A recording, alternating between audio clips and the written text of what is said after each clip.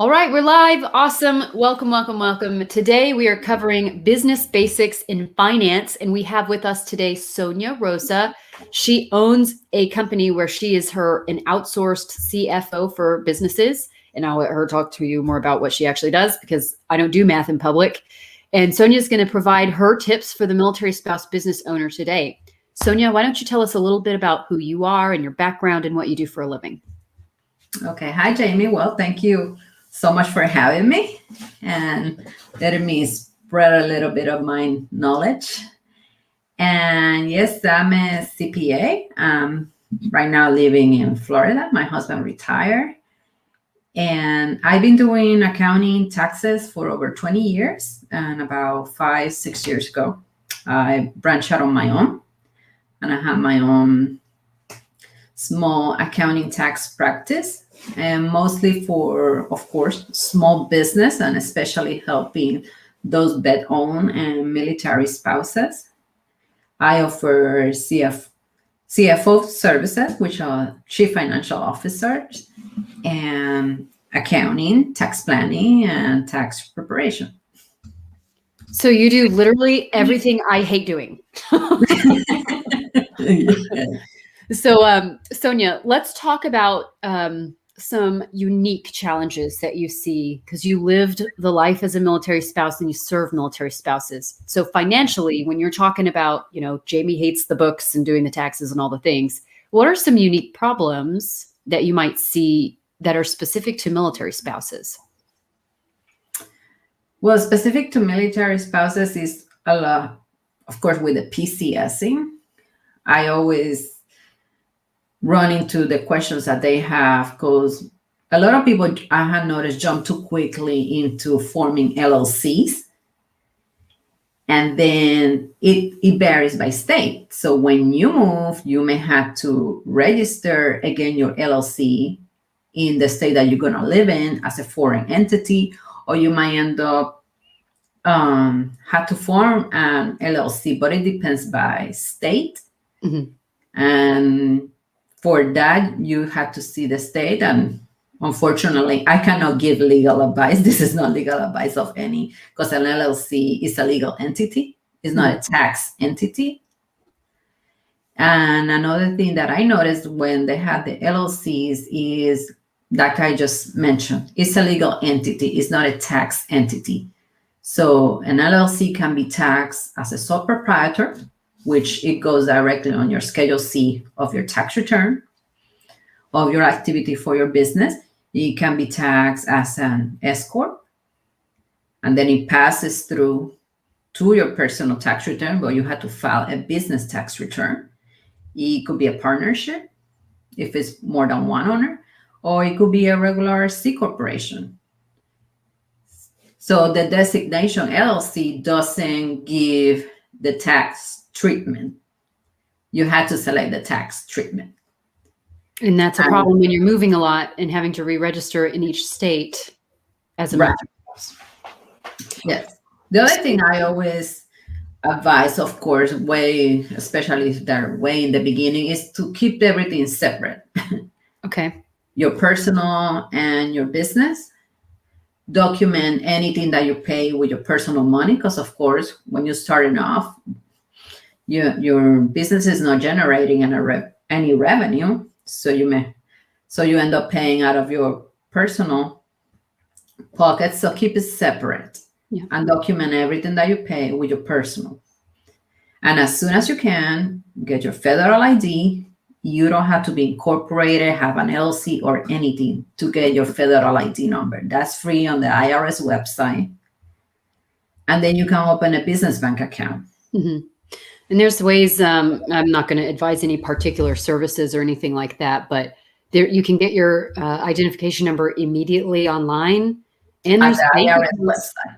Yeah, there's bank accounts that don't require a deposit to open a free business bank account and things like that. So you can do this inexpensively. It doesn't have to be a huge cost for you as a business owner, which I've done this a number of times. And it's ironic because this month, March of 2021, the bank I was using as my small business bank actually got acquired and shut down. So I had to look at all this stuff again. So anyway, So Oh, tell us wow. some more tips.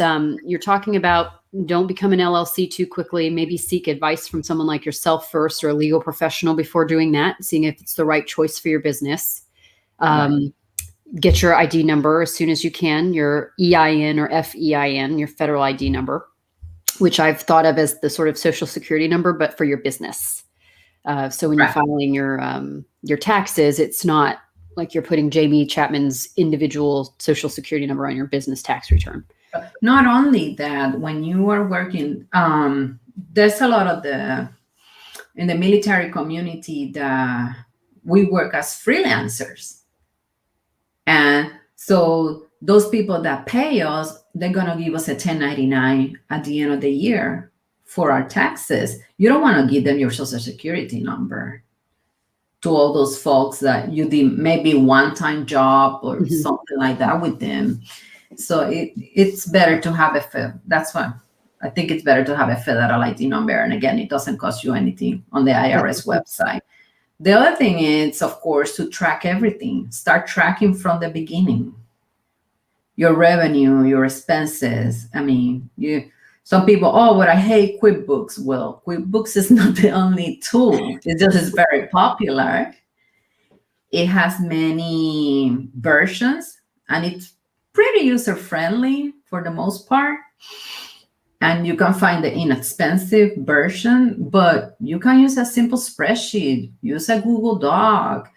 On Google Drive, you can find this thing that has financial statements. And right there, you can put all your income, all your expenses, and it will give you even a P&L by month. Or if you are old-fashioned like me, when I started, we had the green sheets.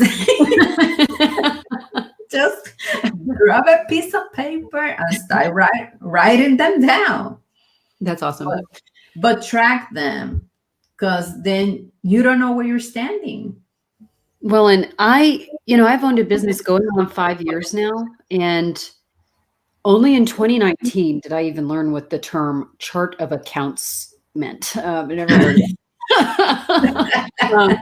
But what I learned is that if you keep a separate business bank account and you automate it through a tool like a QuickBooks or similar, like a software that connects to your bank and tracks all of those, you can always automate your tracking your expenditures and things like that. It can be almost fully automated if you're disciplined with making sure to only utilize your business bank account for your things. So it can be easier.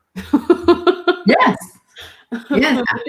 For the things that you make messy because you're, an entrepreneur and things get busy sometimes, there's always people like Sonia that can help you. So yes, and also, there's people that offer free training on YouTube or some other places that you can go and get training for free, that if you don't have money to invest in a professional at the beginning, because I know it's hard. But sometimes it's better to pay off from that to pay at the end, because then at the end you end up paying more. So that's a common pitfall of a small business owner, solopreneur, is you do everything in the beginning yourself because it's cheaper. Yet if you're not careful with things like your books and you go to file your taxes, then the expenses could come in later when you're not maximizing your tax write-offs, or you're not, educated about what you're doing in the first place. You could even get yourself in trouble. So it's, if possible, I've even heard the recommendation to barter your services for somebody else's services, or just maybe, bite the bullet and outsource to a professional to learn, if you can't learn it on the good old YouTube or wherever else. So what other tips might you have? The military spouse business owner is a business owner just like everyone else. We have the added layer of PCSing and relocating. We're in the peak of tax season right now. What other advice or tricks or tips might you have for a military spouse small business owner? Yeah. Another one is be careful with the subscriptions, because, we get tangled into this app for this and this app for that and this subscription. And you get, for example, Zoom and Calendly, Adobe, and this for the ones that sell products, Shopify, and this and that. And when you come to see, you're spending a whole bulk of your revenue on subscriptions. So from time to time, go through those subscriptions and look at them. Do you really need them? Did this one overlaps with this one? And things like that, because those are very easy, especially if you have them automated, like to be paid every month or yearly. Then you might not notice how much are you spending, and that's money that just going down the drain. Mm-hmm. And you get it out of sight, out of mind. You do automate your finances. You auto pay things per month. And then until you like start looking at your bank account when you're struggling, it's too little too late. You've already spent the money on these subscriptions that sneak up. And it seems like a little bit of money, to pay $15 a month for a Calendly or something like that. But over time, when you've had it for 4 or 5 years, it does add up to be a lot. And is it worth that payment every month? Could you find a free version of it? Software is constantly updating, and there's new competitors that are cheaper and better coming out all the time. So, make sure you're not overspending on your subscriptions. That's a really good tip, because those things do come back and bite you if you're not careful. And we just forget about them. Yeah, when you look at them, like you said, when you look at them at the end of the year, like, how did I spend $3,000 on subscriptions? Yeah, right. I'm like, wait a minute, what's this? But then you already spent it. Mm-hmm. And that's money that you could have used either to supply other areas of your business, to pay yourself, because hello, we got to pay ourselves. So it's not just reinvest everything back in the business. At some point, more sooner than later, we have to pay ourselves too. Yeah, or it's not worth, the juice isn't worth the squeeze at that point. If you're working 40 hours a week on a business and you're not paying yourself, then what's the point of it? And sometimes it's normal for a small business not to make any money right out of the gate. But if you're not being strategic or intentional and trying to make enough revenue that you're paying yourself, then your business is doomed to be a disappointment, because you're not going to work 40 hours a week for the next 10 years not to compensate yourself. That's crazy. So, yeah. And not only that, at one point, if all the people, I had a loss, so I will have a loss on my tax return, yada yada yada. But then if years go by and you keep showing losses, then IRS might reclassify your business as a hobby and disallow those losses. And a lot of people don't know that, don't take it into consideration either. That's awesome. That then it becomes a hobby. You're not making any money. So how are you living? Well, and it's as a military spouse, we tend to get housing, and we don't really have to pay rent and worry about some things. Now, military spouses in no way are rich. We live in the military community, but the false security blanket is there, especially if you're thinking about transitioning out of the military and those basic amenities are going to be gone. Then, that consideration is a lot more steep whenever you're kind of looking at your books. And is it really profitable? Are you paying yourself enough? If you left entrepreneurship, could you make more as a civilian employee somewhere else? A lot of considerations to make. Sonia, we have a question too. Mary asked, do you offer consultation services? Yes, I do. Yes, she does. And I will drop a link to her website in here for you, Mary, just so you have it later. Yes. So Sonia, as we kind of get ready to close out our quick chat today, is there any final words of wisdom that you'd like to leave with our audience today? Know your numbers. Know your numbers. Always know your numbers. And when you say know your numbers, do you mean gross revenue, profit, loss, expenditures? Tell me what numbers to know.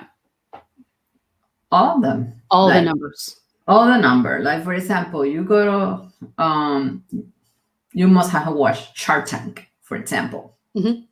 And when those people don't know their numbers, they eat them alive. Mm-hmm.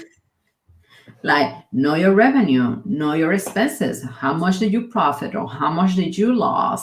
I mean, how does it compare to last year? I mean, and learn how to do it too. Not just rely on, okay, I can outsource it or I can do this. Even if you are going to outsource it off the gate, know how to do it. Mm-hmm. Well, and that's so basic as you don't, if you're not educated enough, at least with the very foundational basics of your finances as a business owner, you really can't lead your company to be a thriving revenue generating company. So at least just know the fundamentals and the basics. And if you have enough money to outsource your finances to a professional, you want to be able to hold them accountable as well. If something weird comes up, which it probably won't, but you always just want to be able to have a keen eye on your numbers. Even if you outsource it, you still want to be involved with it. It's not like you're just washing your hands entirely of your finances. So awesome. Sonia, you're wonderful. You're super knowledgeable. Wonderful tips today. A lot of support and questions here in the comments. If you are watching later after our live chat is over, I encourage you to drop in, ask your questions, @tag our names. That way we know you pinged us and asked a question. And I'll make sure that Sonia is able to answer your questions later. And I will be dropping her website as well in the comments. So thank you so much, Sonia, and I appreciate your time today. Oh, thank you, Jamie. Have a good one.